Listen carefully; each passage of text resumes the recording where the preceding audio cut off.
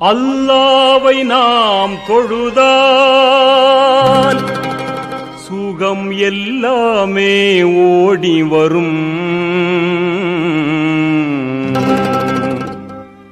அந்த வல்லோனை நினைத்திருந்தால் நல்ல வாழ்க்கையும் தேடி வரும்.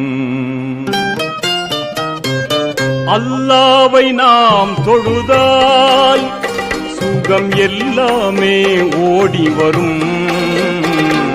வல்லோனை நினைத்திருந்தால் நல்ல வாழ்க்கையும் தேடி வரும். நல்ல வாழ்க்கையும் தேடி வரும். அல்லாவை நாம் தொழுதால்